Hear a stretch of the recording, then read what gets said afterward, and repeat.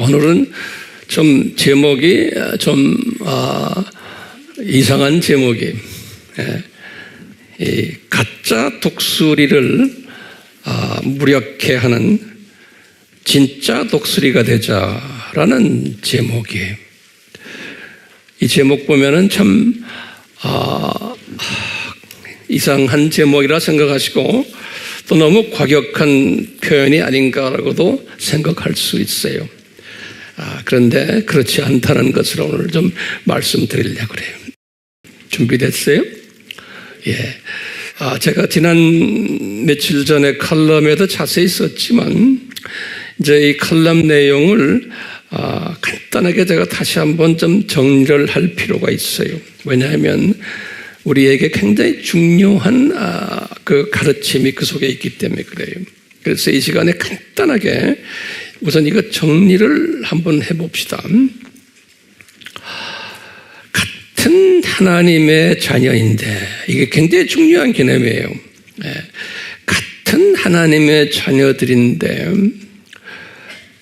생각이 다르고 또 영적 수준이 다르고 또 자기의 그 가치관이 다르고 세계관이 달라요. 그래서 같은 하나님의 자녀들인데 이것이 다르기 때문에 크게 보면 교단들이 나눠져 있고 서로 그것 때문에 다투고 기독교 역사가 2000년 역사가 그렇게 되어 왔어요.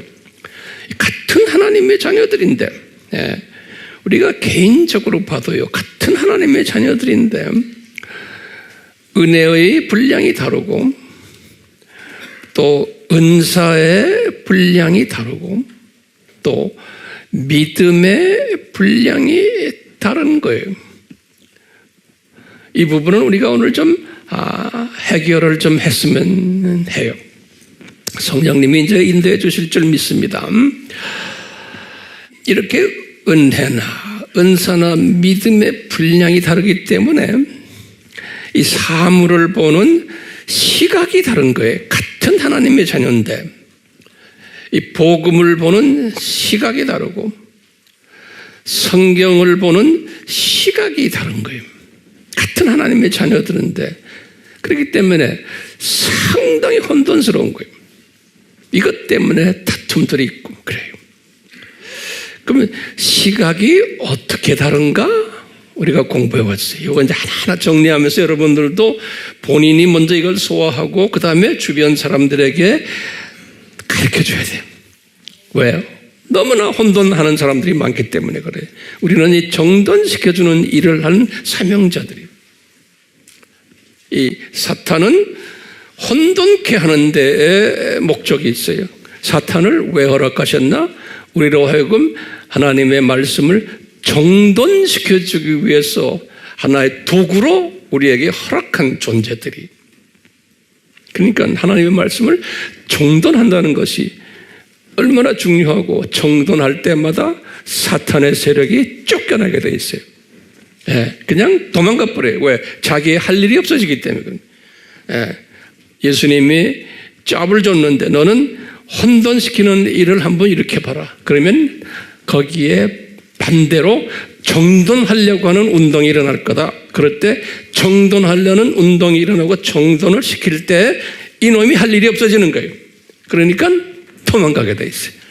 그러니까 정돈된 하나님의 자녀들에게는 사탄이 가까이 올 필요가 있어요, 없어요?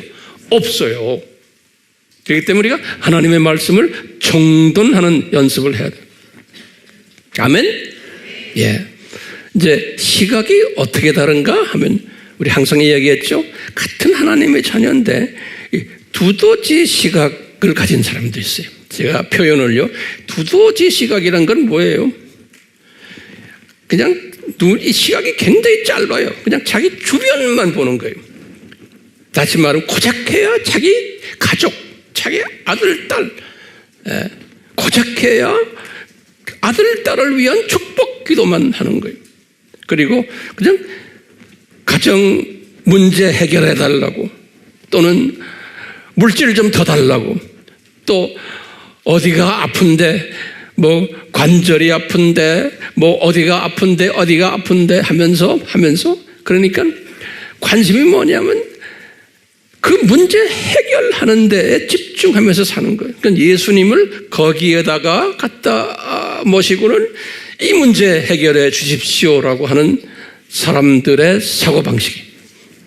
이런 분들 많아요, 안 많아요? 엄청 많아요.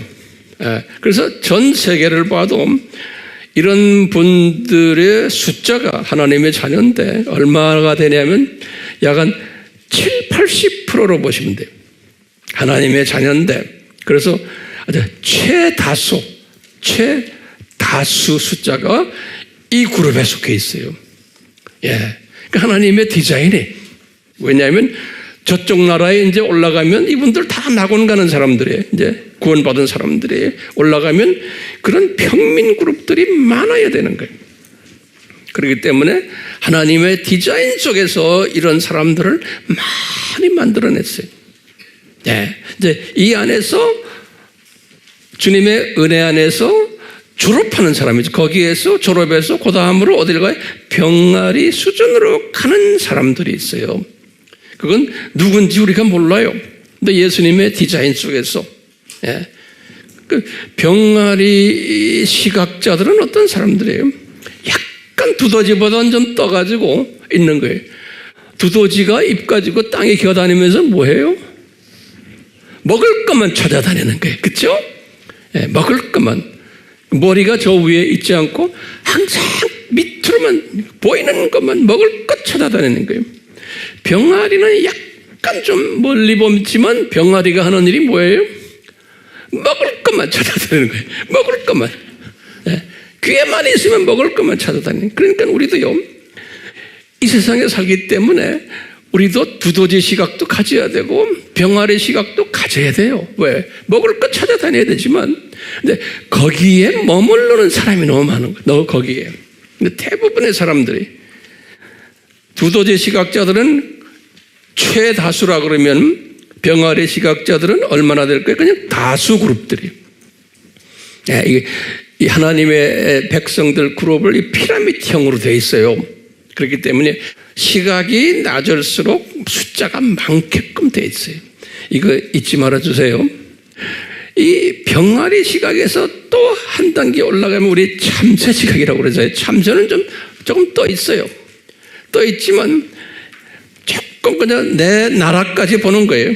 내 가족, 내 친척, 내 주변 직장 이렇게 가다가 나라까지 이렇게 좀 보는 시각이 조금 높은 시각이에요. 그러니까 나라를 위해서 기도하고, 어떤 분들은 또 어디에 나가서 태극기 들고 데모도 하고 우리나라 통일을 위해서 기도하고, 그냥 예수님을 그냥 악의 세력 쫓아내고 통일 또 어쩌고 이런 모든 사회 문제를, 국가 문제 해결하기 위한 하나의 수단으로 보는 분들의 시각이. 이런 분들은 딴 이야기를 별로 안 하지요. 그러니까 이런 사람이 많아요, 적어요. 이런 사람도 많지만 두더지보다는 많지 않고 병아리보다는 많지 않아요. 참새 시각자들은 그래도 어느 정도 수준이 된 사람들이에요. 이 사람들은요, 소수로 보시면 돼요. 근데 거기에서 이제 독수리 시각으로 올라가면은, 독수리는 쫙 하면서 이 지구 전체를 보잖아요. 그냥 우리 좀 확대 해석을 해서요. 그러니까 독수리 시각도 독수리 안에도 여러 종류의 독수리가 있어요. 그렇기 때문에 독수리라고 해서 다 단종이 아니에요. 여러 종류의 독수리도 있고 또 연령별로 다르고, 그러니까 독수리 안에도 다양한 독수리들이 있는데 이 독수리과들은 높이 떠가지고 이제 이렇게 크게 보는 사람들이. 그러니까 이제 이 황 목사는 우리 지금 우리 가족들을 어떤 수준으로 만들고 싶어서 그래요? 내가 만드는 게 주님이 저에게 주신 말씀이, 이 백성들, 내가 너희들에게 보내준 이 백성, 너에게 보내준 이 백성들을 이 시각의 다른 것을 가르쳐주고, 그리고는 이 시각에서 발전시켜줘서 어느 정도 독수리 시각까지 인도를 해줘라 라는 명령을 받고 제가 이 자리에 서 있는 겁니다. 그러니까 독수리 시각자는 우리 저세상 이 세상 7,000년, 저 세상 이것을 한눈에 쫙 보는 거예요. 그 연습 우리 많이 했죠? 그래서 뒤에 이 칠판이 필요한 거예요. 네. 그러면서 우리가 이 세상 7,000년이 어떻게 구성되어 있고 왜 7,000년이냐? 우리 엄청 공부했어요. 네. 그래서 이 공부를 하는 목적이 뭐예요? 독수리 시각자가 됐으면 하는 마음으로. 그러면서 우리는 지금 이 세대가 지금 이 7,000년 이 세상에서 어느 시점에 와 있구나. 독수리 시각자는 그걸 보는 거예요. 그렇죠? 그러니까 독수리 시각자는 큰 그림도 보지만 이 아메바까지 볼 수 있는 이런 그 시각을 가진 사람을 독수리 시각자라고 그러잖아요. 예. 전천후 시각자인가? 전천후 시각자. 독수리 시각자는요. 자, 그렇기 때문에 우리가 이제 이런 같은 하나님의 자녀인데 이 시각이 최소한 4종류의 시각으로 우리가 한번 분류를 해본 거예요. 하나님의 입장에서는 더 많겠지만 우리의 이해를 돕기 위해서요. 예. 그래서 이제 주님께서는 우리가 지금 안드레 공부를 하면서 이제 안드레는 어떤 시각을 가진 분인가 할 때 우리가 쭉 말씀 속에서 우리가 보면서 우리가 추측을 하는 거예요. 아하, 안드레는 아예 처음부터 독수리 시각자로 우리 예수님이 만드셨구나라고 우리가 짐작을 하는 거예요. 그런데 말씀 속에서 거기에 자세한 것은 제가 칼럼에다가 썼어요. 그런데 같은 3인방은 베드로, 야고보, 요한은 독수리 시각으로 이제 사용하시지만 처음부터가 아니고 이 사람들은 아예 두더지 오리지널 예수님 만나기 전에는 다 두더지 시각자들이었잖아요. 그러니까 그때 그거부터 시작을 해서 발전적으로 훈련을 통해서 발전적으로 해서 때가 찰 때 독수리과로 들어오도록 디자인된 분들 같아요. 또 나머지 12제자들 중에서 나머지 제자들 있잖아요. 이분들은 이 3인방보다도 더 훈련을 시키지만 레벨이 좀 낮은 것 같아요. 그분들도 어떤 분들은 독수리까지 갔겠지만 어떤 분들은 거기까지 안 가고 그냥 주님 나라에 간 분들도 있지 않나라고 생각도 하고요. 네. 그러니까 제가 이렇게 볼 때 이 안드레 같은 다시 말해 태생적 독수리라고 저건 여기 보게 태생적 독수리들 다시 말하면 아주 태어나기 전부터 예수님이 저 사람은 독수리과로 아예 처음부터 올려놓은 이런 분들은 안드레를 그렇게 본다면 또 한 분을 볼 수 있으면 누굴까요? 네? 저는 바울이 거기에 속해 있지 않나 보고 있어요. 바울이. 네, 바울의 그 라이프를 보면요. 이분은 처음부터 예수님을 만나자마자 그냥 그때부터 그냥 독수리적인 시각을 가지고 뛰었거든요. 예. 그래서 삼층전 구경도 시켜주고요. 예. 그러니까 이 태생적 독수리는 대표적으로 안드레와 누구라고 생각하면 돼요? 바울. 이렇게 하면 분류를 그냥 해보는 거예요. 어떤 분들은 황 목사님 성경에 그런 게 어디 나옵니까? 이렇게 자꾸 따지면 따지지 마세요. 나도 추측하는 거예요. 예. 제가 지금 무슨 말하고 있어요? 태생적 누구예요? 태생적 독수리로 된 분들이 있냐면 또는 훈련적 독수리라고 그럴까요? 예? 독수리는 독수리과인데 훈련을 받아서 과정을 통해서 독수리가 되는 분들이 계신 거예요. 같은 독수리과에도 그분들은 이 3인방부터 시작을 해서 그 다음에 나머지 12제자들 또 바울 제자들 베드로의 제자들 아마 그렇게 되지 않을까 보는 거예요. 예. 그런데 이분들은 훈련 받는다는 것은 계속해서 이제 업그레이드를 받기 위해서 훈련 받는 거 아니에요? 근데 같은 하나님의 자녀인데 훈련을 통해서 업그레이드를 받는 하나님의 자녀들이 있냐면, 다시 말하면 밑바닥에서부터 이렇게 시각이 점점 커지는 사람이 있냐면 아무리 해도 안 커지는 사람이 있어요. 그것도 하나님의 디자인 같아요. 그러니까 우리가 A라는 사람을 딱 만나서 이런 말씀을 전할 때 이게 먹혀 들어가지 않는 사람이 있어요. 그러면 어떻게 해야 돼요? 그걸 가지고 다투면 돼요? 절대로 다투면 안 돼. 우리가 지금 이 공부를 하는 것은 이 분별력을 우리가 자꾸 고취시키기 위해서 그러는 거예요. 누구를 정죄하자는 게 절대로 아니에요. 그러면 아하, 이 사람은 현재까지는 발전을 하지 않고 그냥 이 그 시각에서 머무르는 사람이구나. 그러다가 주님 나라에 가겠구나 라고 그냥 추측을 하는 거예요. 그러면 평강이 있어요, 없어요? 평강이 있어요. 저는 그래요. 딱 보고 마무리해도 말귀를 못 알아들어. 그러면 어떻게 해야 돼? 포기해야 돼. 포기하고 그냥 놔둬야 돼. 그러면 성령님이 만지셔가지고 이 사람을 높이시든지 안 그러면 그대로 뒀다가 그냥 그 수준에 있다가 주님 나라에 가게 하시는 거예요. 왜? 그릇이 그 정도라고 보면 되지 않을까요? 저의 깨달음이에요. 저의 깨달음이에요. 네. 그러니까 제 깨달음이 잘못될 수도 있죠. 예. 그러면 이제 이런 질문을 한번 던질 수 있어요. 목사님, 어떻게 안드레와의 3인방을 이렇게 구별을 하십니까? 하나님은 불공평하시네요. 라고 질문 던질 수가 있어요. 그렇죠?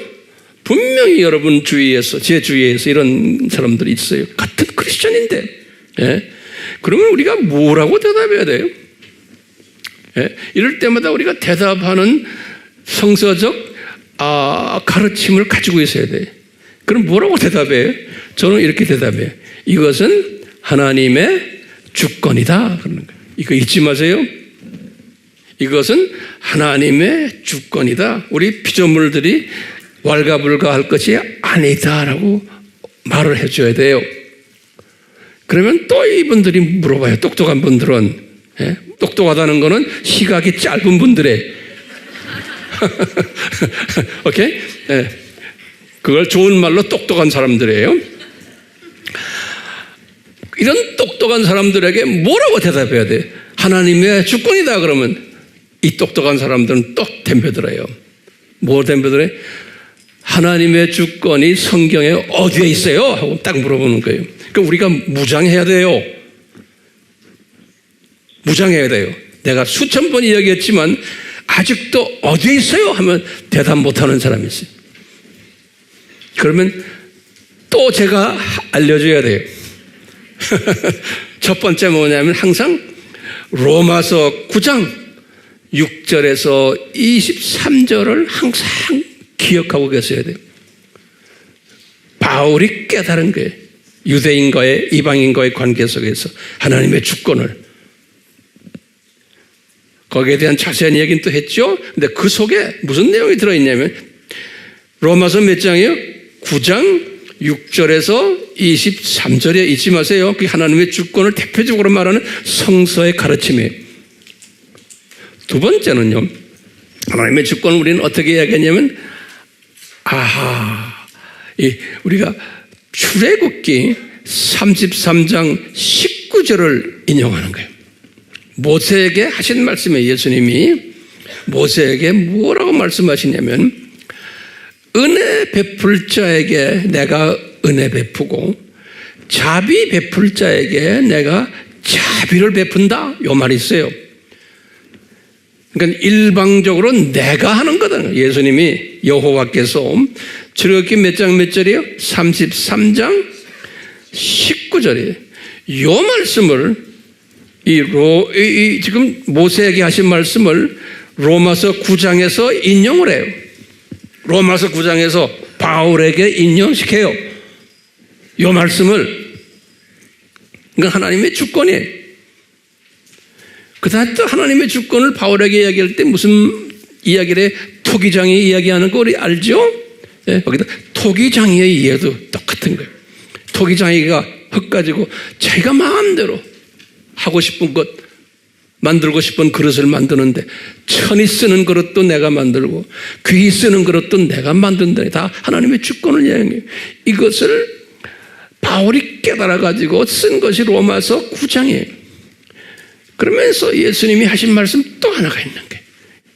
마태복음 20장 15절에 예수님이 마태복음 20장 15절에 예수님이 직접 하신 말씀이에요.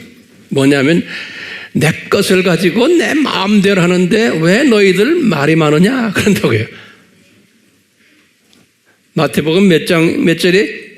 20장 15절에 최소한 우리는 하나님의 주권할 때 제가 지금 말씀드리는 이 성경 구절들을 다 가지고 계셔야 돼.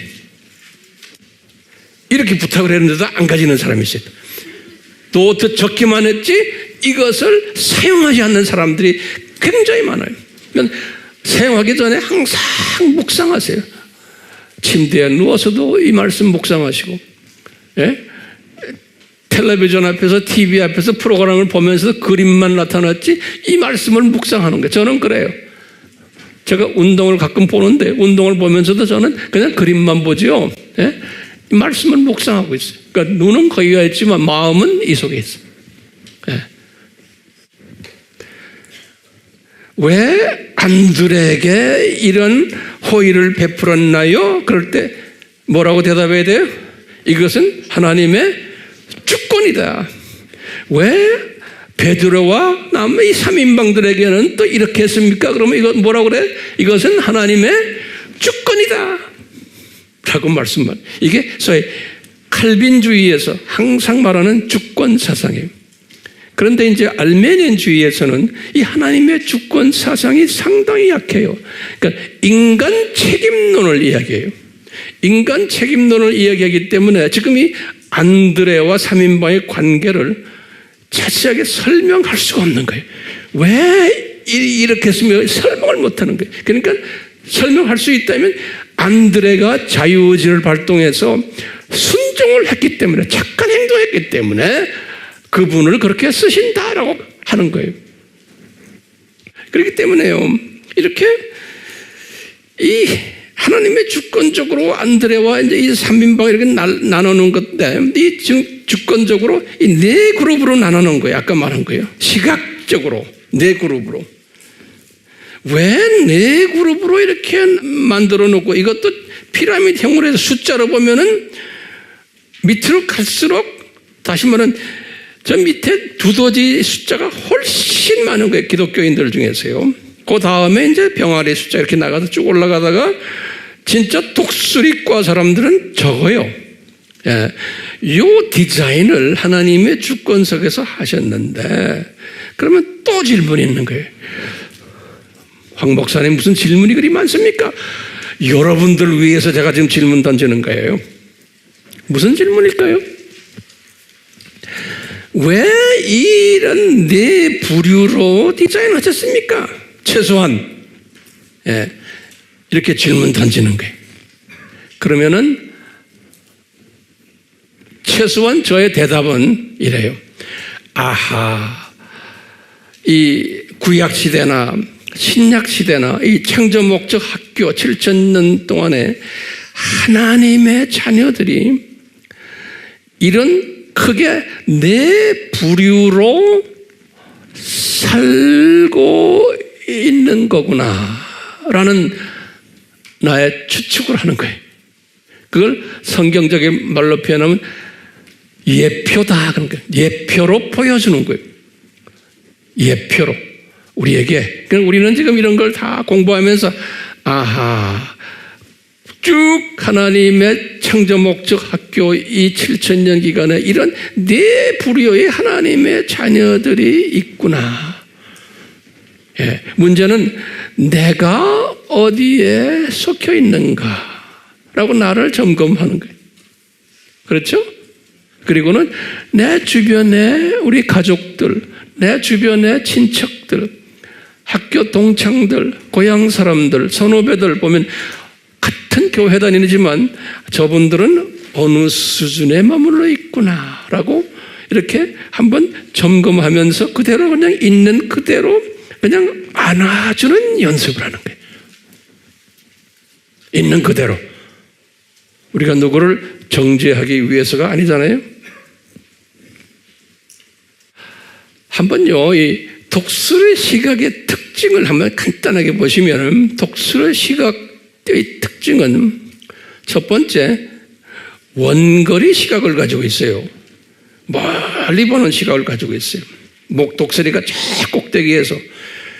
두 번째는 넓은 시각을 가지고 있어요. 이 와이드 앵글이 넓게도 보는 거예요. 길게도 보지만 넓게도 보고. 우리가 지금 넓게 본다는 게 뭐예요? 우리가 저 세상, 이 세상 7,000년, 저 세상, 이 시각을 또 우리 갖고 있는 거예요. 갖고 있어요, 없어요? 있죠? 그 연습 우리 많이 하잖아요? 그러니까 독수리 시각의 특징은 원거리도 보고, 그 다음에 무슨 거리예요? 넓은 거리도 보고, 세 번째는 뭐냐면 중거리도 보고, 중거리, 또 단거리도 보고, 예? 그 다음에 저 밑에 아메바, 조그마한 세포까지도 보는 현미경 시각으로 보는 이 시각이 누구 시각이에요? 독수리 시각인 거예요. 예, 독수리 시각이. 이것을 제가 전천후 시각이다 이렇게 우리가 표현했잖아요. 그래서 저는 여러분들이 가끔 이야기하지만 이 독수리 시각 조리개에 대해서 적어 놓으세요. 조리개예요. 이 조리개가 굉장히 중요해요. 이 조리개가 성령의 기름 부음이 있기 때문에 자유자재로 조리개가 움직여요. 조리개가. 이 독수리 시각자는 그래서 자유자재로 움직이면서 이 독수리 조리개의 특징이에요. 자유자재로 움직이면서 성령님의 기름 부음이 있는 사람이에요. 그래서요. 아주 민감해요. 이 조리개가 민감해요. 조금만 멀리 보자면 착 보고 금방 또 착 중거리 보고. 조리개가 민감하고 이 조리개가 굉장히 예민해요. 예민하고요. 예리하고 그 다음에 정확하고 또 민첩해요. 이 조리개가. 이 말을 다시 말로 표현하면 영적 감수성이 뛰어난 거예요. 네. 영적 감수성이.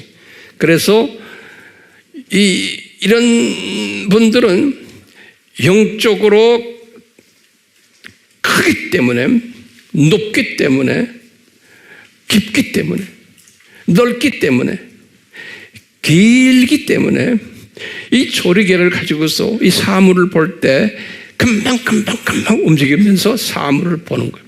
네.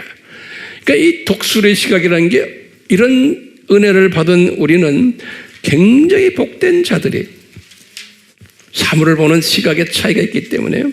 네. 우리가 이 독수리 시각이 필요한데 이 독수리 시각을 가진 자는 어떤 삶을 가지게 되냐면요.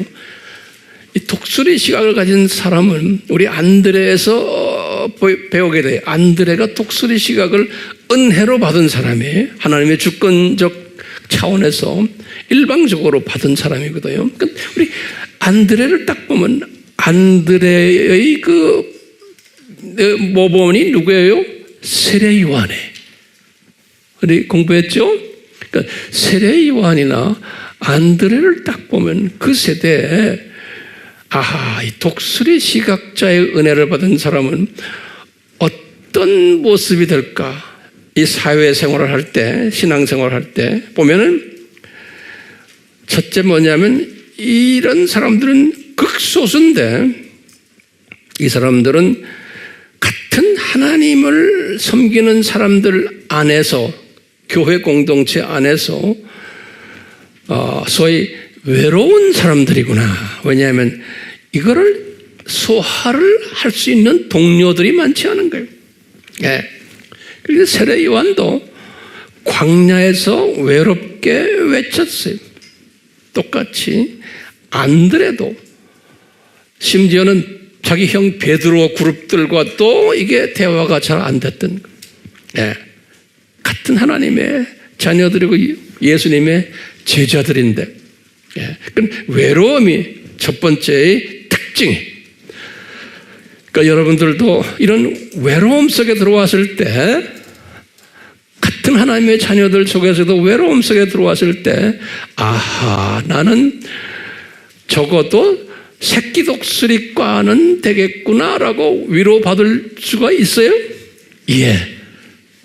이게 절대로 대중성을 가진 게 아니에요. 이 독수리과에 들어온 사람은 안드레도 세례 요한도 마찬가지예요. 그러니까 주류에 들어가지를 못하는 거예요. 그러니까 베드로 그룹들, 그 3인방 그룹들은 주류 그룹들이에요. 그러니까 거기에서 항상 열외가 되는 거예요. 같은 하나님의 자녀들인데, 예수님의 종들인데, 같은 형제인데도, 이렇게 만들어 놓는 거예요. 그렇기 때문에 예수님이 이 안드레 같은 사람을 이런 독수리과에 집어넣기 때문에 절대로 대중적 인물로 안 만들고, 그 다음에 유명세를 타지 않게 만들어놔요. 유명해지면 외로움에서 벗어나요. 그건 저도 조심해야 되는 거예요. 인기 영합을 위해서 있는 사람이 아니거든요. 그러니까 제가 전하는 이 메시지도 인기 영합을 위해서 메시지를 전하면 안 되게 돼 있어요. 다시 말하면 소수의 성숙한 사람들을 위해서, 그런 사람을 만들기 위해서 이 메시지를 전해야지, 두더지 시각자들을 위한, 대중을 위한 메시지로 전하면 안 되잖아요. 우리 어떻게 주님께서 우리를 그렇게 외롭게 만들어놨어요. 그래서요, 우리 메시지는, 우리가 가르치는 이 모든 메시지들은 대중성이 없어요. 대중성이 있으면 문제. 아멘이요? 대중성이 있으면 문제. 그러니까 여러분들이 외로운 존재들이 어디 가서 이 말씀을 외치면은 받아들이는 사람이 많지 않아요. 같은 하나님의 자녀들인데, 우리 목사님, 유명한 목사님이고, 큰 대형교회, 이런, 박사학위 받은 목사님인데, 우리는 그런 목사님 밑에서 다 배웠는데, 당신은 이상한 소리 하네 하면서. 그러니까, 어디 가서 몸둘 곳이 없는 이러한 사람들이 안드레식, 우리 소위 새끼 독수리. 근데, 안드레는 누구의 영적 제자라고 그랬어요? 세례 요한이에요. 세례 요한이 외쳤던 메시지가 뭐예요? 예수님의 초림이요. 세례 요한의 메시지가, 그분이 하나님이시다, 그분이 100% 인간이 되셔서 이 세상에 내려오신다, 이분의 초림이다. 이 초림을 외치도록 디자인된 그 많은 유대인들 중에서 뽑힌 분이 세례 요한이에요. 똑같이 안드레도 이제 그 스타일로 했어요. 그래서 우리에게 예표로 보여주시는 게 오늘날의 세례 요한 안드레적 독수리 시각자는 메시지가 어디를 가야 돼요? 예수님의 재림에 가야 되는 거예요. 아멘. 예수님의 재림에 가지 않는 메시지들은, 이것은 틀렸다는 게 아니에요. 시각이 좀 저차원적인 시각. 왜? 이 세상에 가 있기 때문에 그런 거예요. 다시 말하면 기복신앙, 번영신학, 또는 힐링하는 것, 또는 카운슬링 신학, 또는 멘토링 신학, 또는 가정 행복을 위한 신학, 이런 모든 것들이, 그런 것을 일반 사람들은 다 좋아하는 거예요. 왜냐하면 이 세상에서 어떻게 행복하게 사느냐에 관한 메시지들이에요. 그러다가 그것을 엔조이 하다가 철컹하고 장례식에 가는 거예요. 그러니까 평생 그런 식으로 살다가 장례식에 딱 가니까, 장례식이라는 건 우리가 가는 게 아니라 죽는 사람들 이야기하는 거예요. 그러다가 시체가 이제 병원 장례식에 가요. 그럴 때마다 오 마이 갓, 내가 열심히 살았는데, 이 세상에서 열심히 살았는데 이게 뭡니까? 그리고는 올라가는 거예요, 저 위에. 그러니까 대부분의 하나님의 자녀들은 두더지식으로 살다가, 병아리식으로 살다가, 고작기가 참새적으로 살다가 털커덩하고 저 나라로 가는 거예요.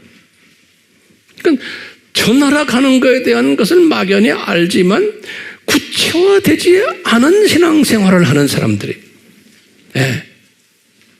그러다가 철컹 그런 일이 벌어졌을 때, 의사가 이제 한 달만 있으면 끝납니다라고 말할 때, 그때 와서 오 주여, 저 열심히 살았는데, 열심히 산다는 말 우리 많이 하죠. 그게 무슨 뜻이요? 이 세상에서 열심히 좋은 일 하면 살았다는 소리나 마찬가지예요. 근데 지금 열심히 산다는 말을 좀 더 우리 독수리적으로 말하면, 저 세상을 외치면서 예수님의 재림을 외치면서 예수님의 정체성을 외치면서 7000년 이 세상이 어떻다는 것을 외치면서 이 하나님 나라가 어떻다는 것을 외치면서 산 것이 독수리적 시각을 가진 사람들이 열심히 살았다는 말이에요. 그러니까 열심히 살았다는 말을 수준마다 다른 거예요. 수준마다. 자, 안드레 같은 사람은 이런 식으로, 바울 같은 사람은 일방적으로 주권적으로 뽑아가지고 이렇게 독수리과에 집어넣어서 했는데, 이 베드로 쪽 사람들은, 대부분의 사람들은요, 어떻게 했냐? 시작을 두더지부터 시작을 시키는 거예요. 예. 그래가지고 이제 조금씩 이제 발전시키는 거예요. 그렇기 때문에 우리 예수님은 베드로의 삶을 우리가 나중에 좀 기회에 있을 때 자세히 보겠지만, 예수님을 향해서 우리 예수님은 이분을 발전시키기 위해서, 시각을 발전시키기 위해서요, 오래 참으셨어요. 우리 사랑의 그 사랑장 있죠? 고모서 고대래요. 베드로를 향해서 오래 참으시고, 이분을 배려하시고, 불쌍히 여기시고, 또 실수할 때마다 용서해 주시고, 그러면서 신실하셨어요. 변함이 없었어요. 우리 예수님이 베드로에 향해서.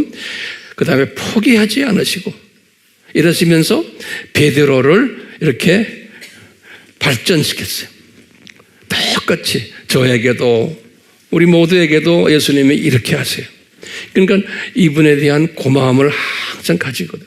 우리가 예수님을 찬양한다는 것은, 저를 향해서, 이 우둔한 나를 향해서 예수님이 이렇게 참으시는구나, 배려하시는구나,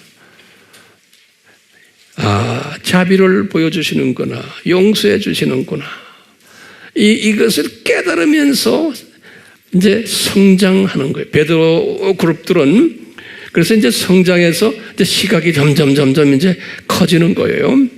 근데 같은 기독교인인데 이 훈련을 받고도 성장하지 않는 사람들 있다고 그랬죠? 은혜 차원이에요. 참.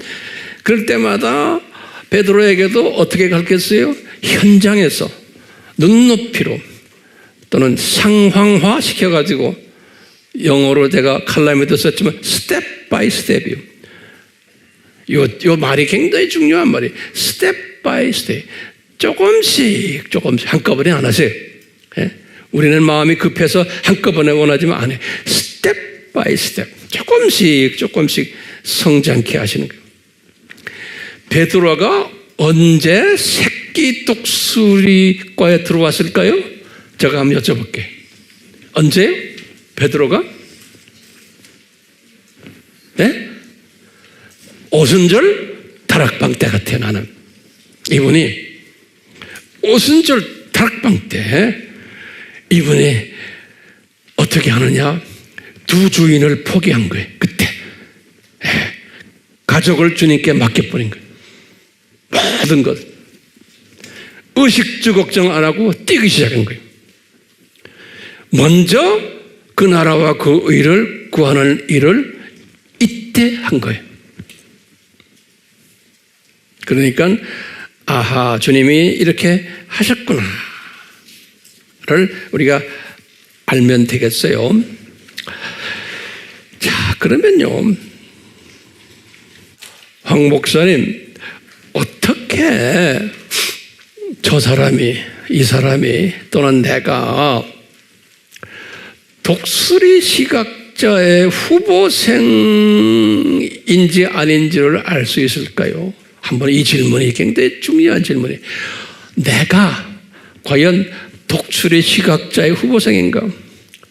또는 저 형제가, 저 자매가. 그러면 긴가 아닌가를 구별하는 방법이 뭘까요? 저한테 좀 도와주세요. 네?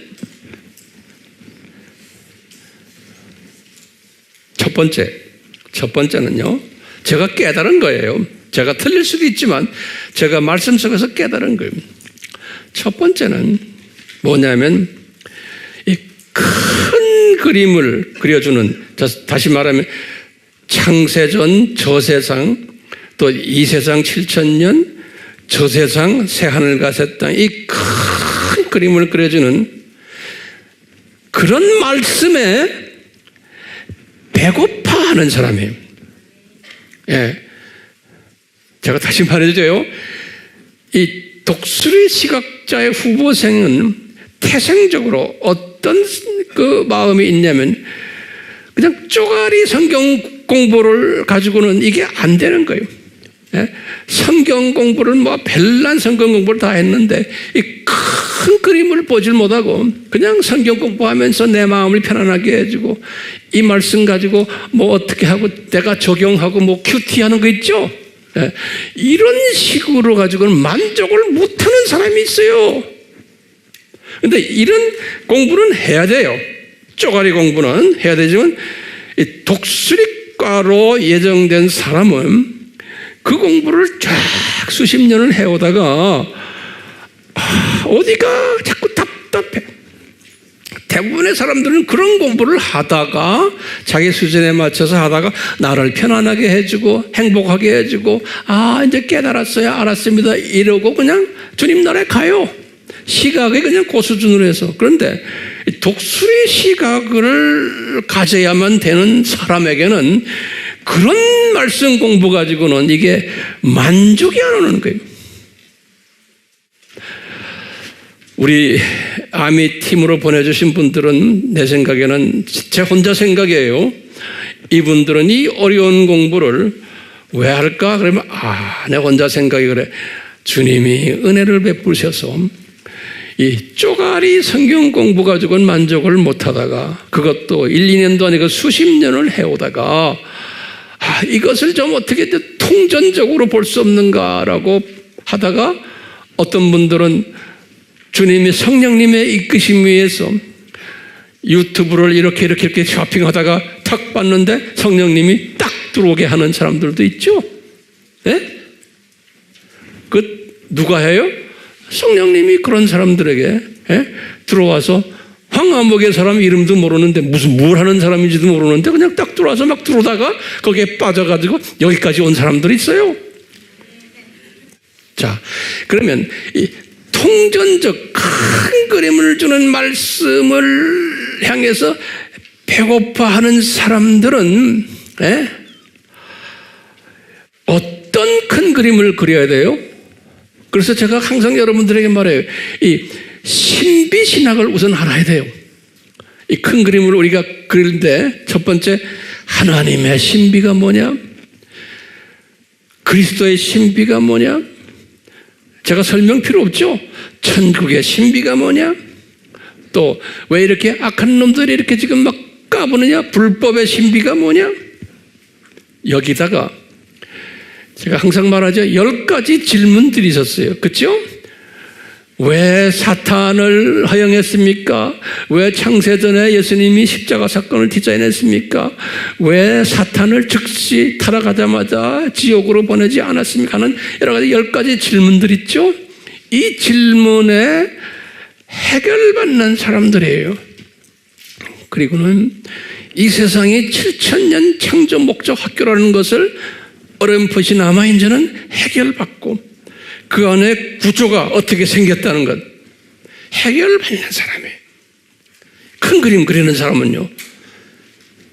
이런 것을 해결받기 위해서 뭘 공부해야 돼요? 7대 신학 주제를 공부해야 돼요. 7대 신학 공부. 뭐라고 여러분 다 아죠? 이 중에 요새 와서는 우리가 알아야 될 게 뭐냐? 종말론을 알아야 되는 거예요. 우리가 이 시대에 살고 있기 때문에. 그러니까 종말론을 우리가 말하는 전천년주의 그것만 알아서 되는 게 아니에요. 무천년주의가 뭐고 역사적 전천년주의가 뭐고 세대주의가 뭐고 후천년주의가 이 네 개를 꿰뚫고 알아야 되는 거예요. 네 가지 다 알아야 돼요. 그래가지고 왜냐하면 하나님의 자녀들이라고 하는 사람들이 이 네 가지를 다 가지고 있어요. 부분적으로. 그렇기 때문에 이걸 꿰뚫고 알아야 돼요.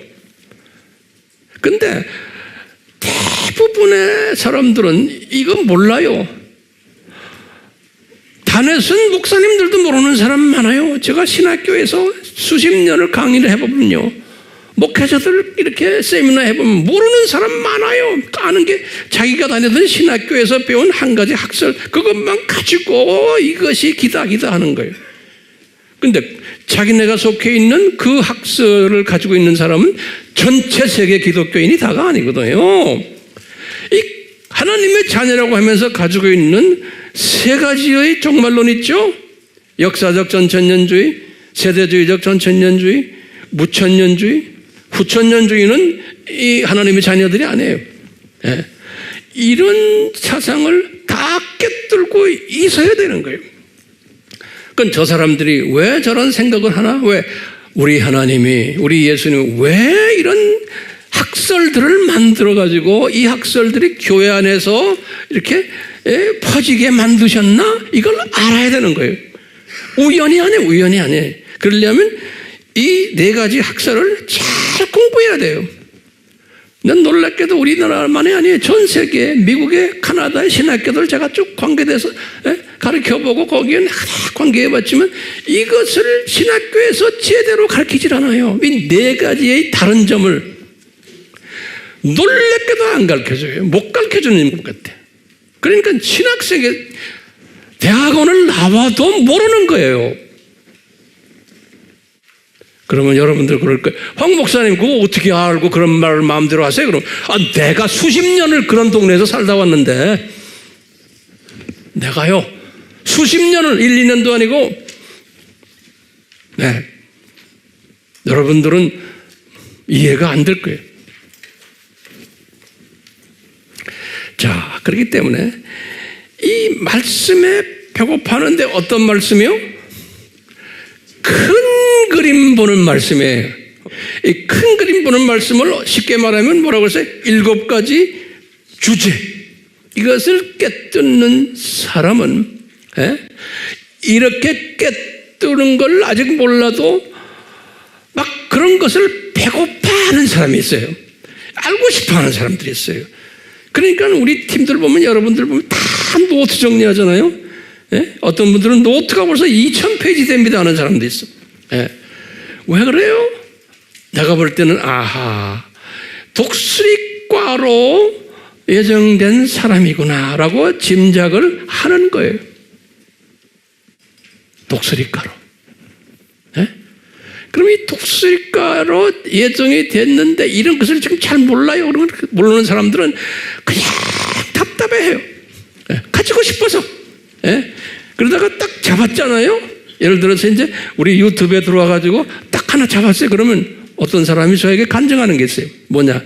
다 제쳐놓고 그걸 가지고 뛰었습니다. 그러면 제가 하나 딱 듣고는 우리 교회에 그 출신들 많아요. 내가 누구라고 말하면 우리 교회 지금 많아요.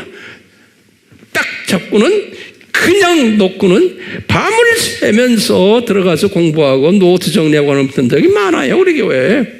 지금 이 영상으로 보는 사람들도 많을 거예요. 그런 사람들은 왜 그래요? 그러면 뭐라고 대답해요? 독수리과로 예정된 분이구나 라고 우리가 한번 짐작을 하는 거예요. 그렇죠? 독수리과로. 예. 자, 제가 이제 결론적인 말씀인데요.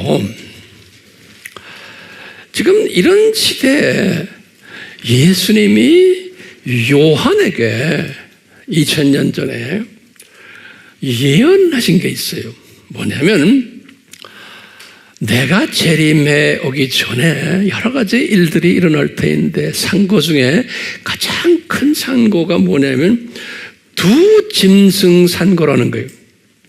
이제 우리 계시록 13장이죠. 이 두 짐승에 대해서는 어느 정도 제가 말씀드렸지만 때가 되면 아주 자세히 할 거예요.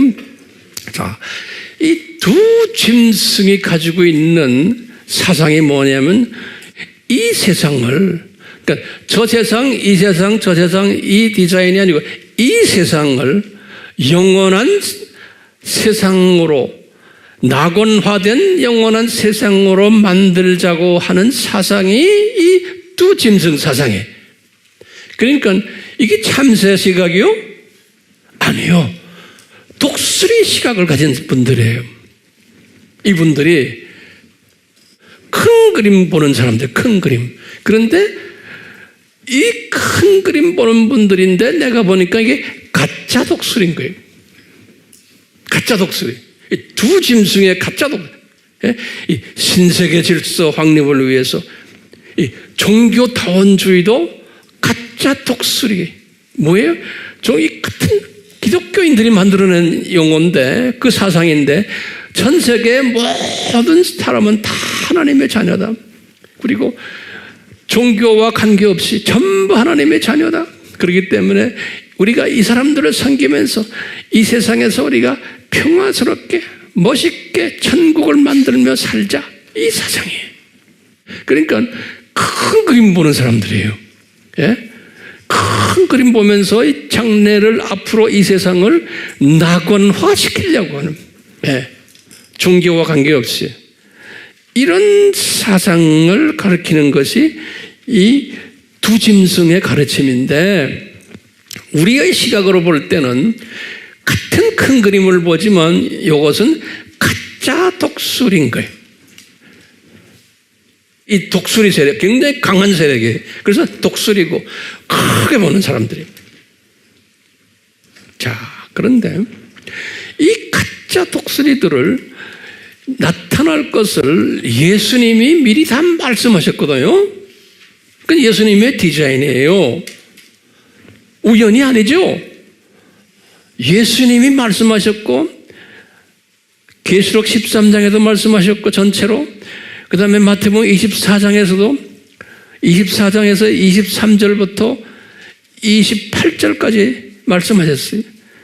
이런 일이 일어날 터인데 이놈들이 어떤 일을 할 것인가, 심지어 예정된 하나님의 자녀로 예정된 하나님의 사람들까지 또 유혹을 해가지고 이 사상으로 시체로 만든다. 28절에 보면 죽음이 있는 곳에는 독수리들이 모일 것이다 그랬어요.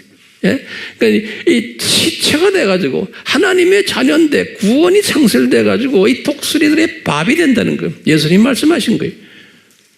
마태복음 24장 23절에서 28절에.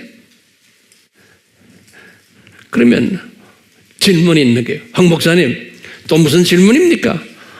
이 질문이에요.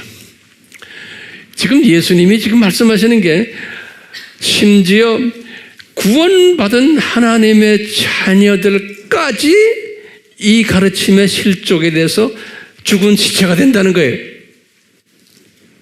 이거 우리가 지금 디자인한 게 아니에요. 오늘날 갑자기 생긴 게 아니에요. 예수님의 디자인인 거예요. 언제 2000년 전에 디자인하셨어요. 그래가지고 자기 본인의 재림 전에 이런 일이 일어날 거라는 거예요.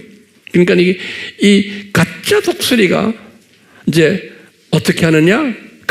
가짜 독수리의 공격 목표가 누구냐 이거예요. 제가 이 질문 던져. 가짜 독수리가 누구를 공격하게끔 예수님이 디자인하셨어요? 네? 구원받은 하나님의 자녀들이에요. 이 구원받은 하나님의 자녀들을 공격하게끔 돼 있는 거예요. 그것이 그대로 지금 전 세계에서 일어나고 있어요. 신학교들이 지금 변질되어 버리고 교단들이 변질되어 버리고 다 그렇게 됐는데요. 예.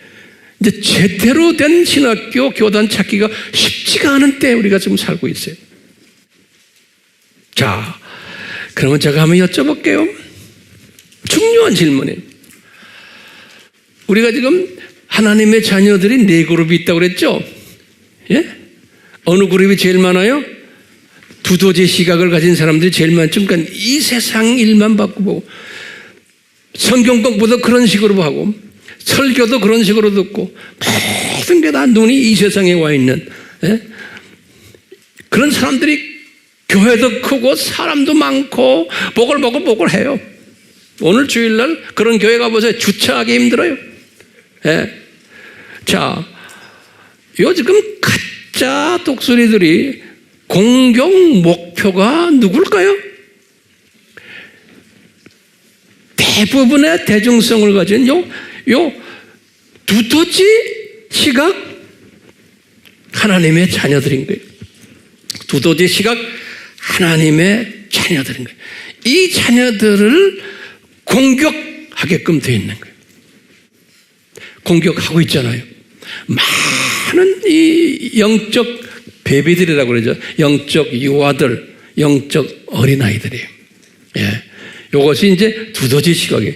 병아리는 사춘기, 또 참새는 청년들이다. 영적. 이렇게 이제 보면 되겠어요. 그러니까 가장 공격 목표가 뭐냐면 힘이 없고 나약한 누구예요? 영적 두더지들이. 그게 숫자가 제일 많은 거예요. 이 사람들을 공격해가지고 다 뺏어오는 일들이. 예수님의 디자인이 왜 이렇게 디자인하셨나요? 그렇게 예수님이 디자인하시곤 교회들이요, 특히 이 독수리 시각자들이요, 너희들 이 사람들 도와줘라, 보호해줘라. 보호. 요 사람들 보호해주는 사명이 있단다. 너희들 이 사람들을 보호시켜야 되는데 지금 이 독수리 시각자들이 이 사명이 우리에게 있는 거예요. 그래서 우리가 지금 이렇게 말씀 전하고 유튜브에 올리고 이렇게 모두 하는 것이 뭐냐면 이 사람들 조금이라도 보호시키기 위해서인 거예요. 자, 그런데요, 이 사람들을 보호시키기가 쉽지가 않아요. 오늘날 이 사람들은요. 왜요? 보세요. 저쪽 지금 대항 독수리가 누구예요? 종교 다원주의. 이놈이 참새요? 아니에요. 독수리예요. 그렇기 때문에 강한 힘이에요. 전 세계를 커버하고 있는 파워풀한 독수리예요. 그렇기 때문에 이 독수리하고 대항하려면 참새 신앙 가지고 됩니까? 안 돼요. 두더지 신앙 가지고 됩니까? 택도 없는 소리예요. 병아리 신앙 가지고 됩니까? 안 돼요. 이 가짜 독수리와 대항하는 그룹이 누구예요? 독수리와 독수리끼리 대항해야 되는 거예요. 주님의 은혜로 저희들을 여기까지 끌어주신 그렇게 하기를 나는 지금 기대하면서 이 말씀 지금 하는 거예요. 자, 독수리와 가짜 독수리와 싸움하려면 진짜 독수리가 대항을 해야지 나머지 것들은 대항할 수가 없어요. 그냥 덤볐다가 그냥 그대로 다 참새 그냥 떨어져 버려요. 예. 그냥 가만 놔두는 거예요. 오늘날 지금 우리가 지금 보호해야 될 지금 두더지 시각자들, 병아리 시각자들이 어디에 모여 있어요? 이 사람들의 관심은 이 세상만 그냥 보고 있는 사람들인데 어디에 모여 있어요? 어디에 숨어 있어요? 세계 어느 나라나 똑같아요. 큰 교회에 다 숨겨져 있어요. 큰 교회. 예. 이분들은 그냥 교회 잠깐 들어와서 한번 예배 보고 좀 행복해졌다, 주일 섬겼다 하고는 그냥 가는 사람들이에요. 예. 그러니까 이 큰 교회들이 어떤 역할을 하냐면 똑같아요. 이 대형 쇼핑센터 같아요. 그게 다 하나님의 디자인 같아요. 그냥 다 들어와 놓으면 편리한 거예요. 주차장도 많고, 예?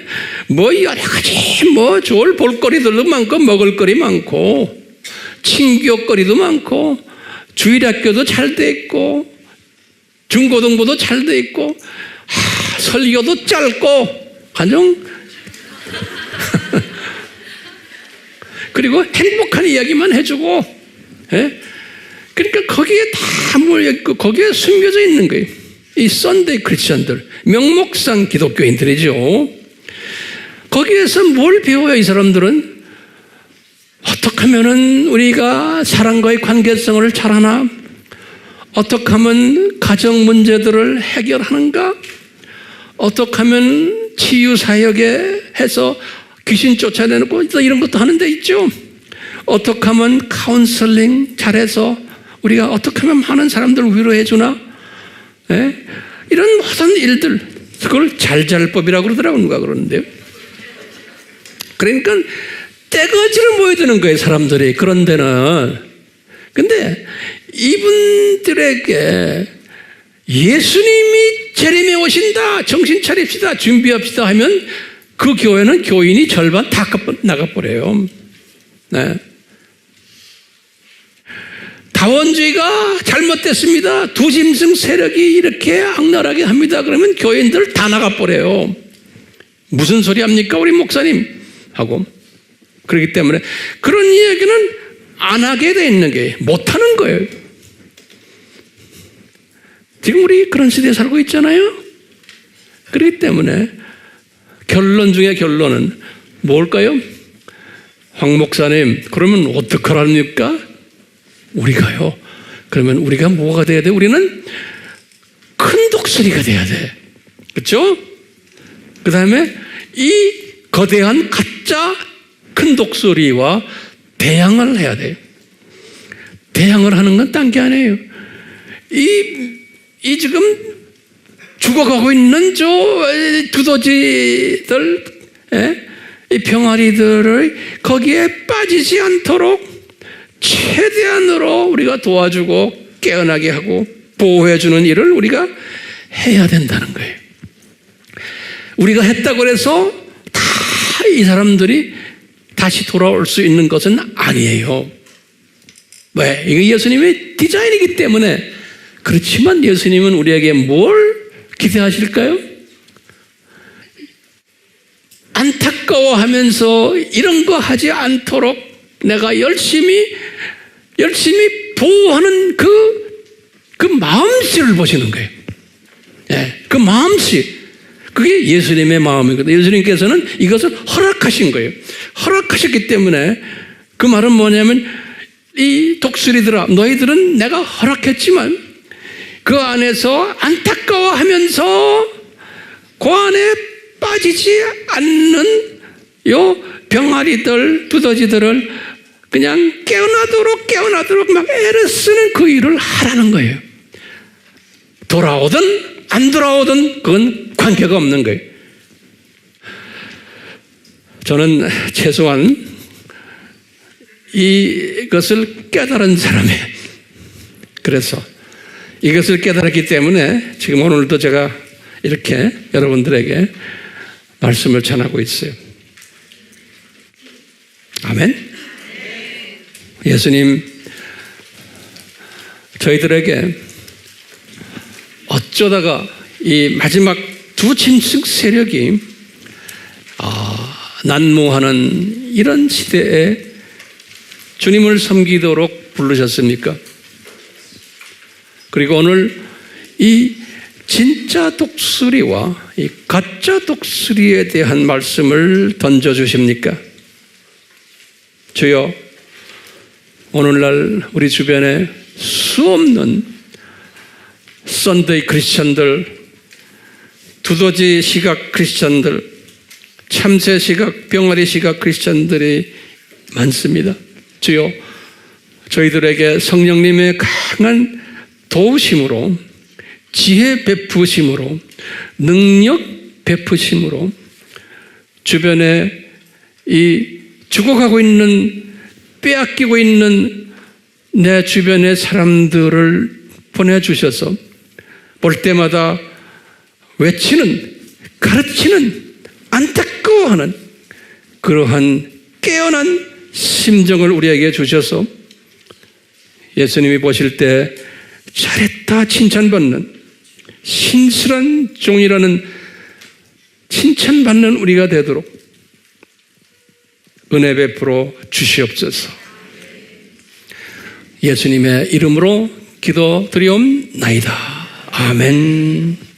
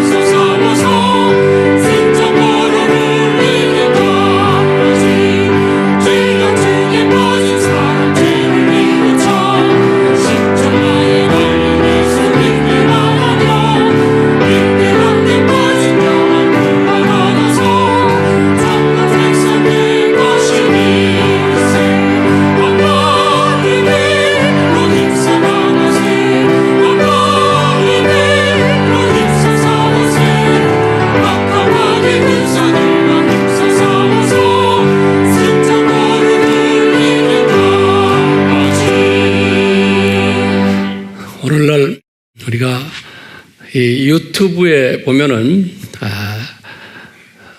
많은 그 메시지 중에 예수님의 재림의 메시지를 전하는 분들이 상당히 있죠. 근데 이분들의 메시지를 이렇게 들어보면 다 좋은 메시지들이에요. 예수님의 재림을 외치는데. 근데 이제 저는 이렇게 딱 보면서 뭘 느끼냐면, 아하, 이분들이 예수님이 오신다라는 그 재림 메시지를 전하지만 이분들의 그 시각은 어디에 가 있냐면 병아리들이 많아요. 그러니까 이 큰 그림 속에서 예수님의 재림을 이야기하는 게 아니고 그냥 병아리 시각으로 이 세상을 지금 보고는 예수님 오신다 소리 지르는 거예요. 제 말씀 이해되세요? 그렇기 때문에 병아리들이 소리 지르니까 이 가짜 독수리들이 무릎 꿇겠어요? 안 꿇어요. 이 7대 신학에 대해서 우리가 재림을 외칠 때는 큰 그림을 보면서 큰 그림 속에서 지금 예수님이 재림이 여기에 있다. 그리고 앞으로도 어떻게 될 거다. 이것 큰 그림을 보면서 이 독수리로 볼 때 쭉 가짜 독수리들이 겁을 내는 거예요. 그런데 큰 그리지 못하고 병아리 시각을 가지고 예수님 오신다고 소리 지르고 뭐 이럴 때 그 사람들 되게 보면은 이 4대 종말론 학설에도 무지해요. 많이 보면 자기가 아는 한 종말론 학설 하나 가지고 이야기하는 거예요. 그러다 보니까 다른 종말론 학설을 가진 사람들과 또 다투는 거예요. 예. 그러니까 다툼밖에 일어나질 않는 거예요. 그러니까 그런 분들은 그런 식으로 외치도록 하는 거예요. 나쁘다는 게 아니에요. 그 수준으로 외치도록 하는 거예요. 그러면서 우리는 그분들을 위해서 또 이렇게 복돋아주고 잘한다 잘한다 하지만 그러면서 우리는 그 위에 올라앉아서 조금 더 좀 크게 보셨으면 하고 라고 또 말해주는 거예요. 근데 그런 게 나오면은 댓글에 보면 서로가 은혜 받았습니다. 그런데 어떤 분들은 또 거기다 막 덤벼드는 사람도 있고 그렇잖아요. 세상이 그래요. 그러니까 문제는 뭐냐? 시각이에요. 어떤 시각을 가지고 메시지를 전하느냐.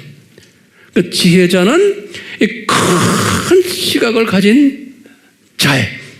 그게 지혜자면서 능력이 나와요. 우리 모두가 이런 분별력을 가지기를 원하며 앞으로도 계속해서 이런 부분을 이제 주님이 허락하시면 또 다룰 거예요.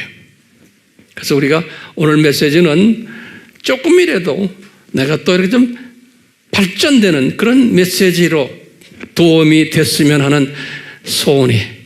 아멘? 예. 삼위 하나님, 우리 모두에게 이 큰 그림을 보는 그러한 은혜를 계속해서 내려주시고 이 가짜 독수리를 만날 때 가짜 독수리가 우리를 보고 도망가는 파워풀한 진짜 독수리가 되도록 은혜 베풀어 주시옵소서. 예수님의 이름으로 기도드리옵나이다. 아멘.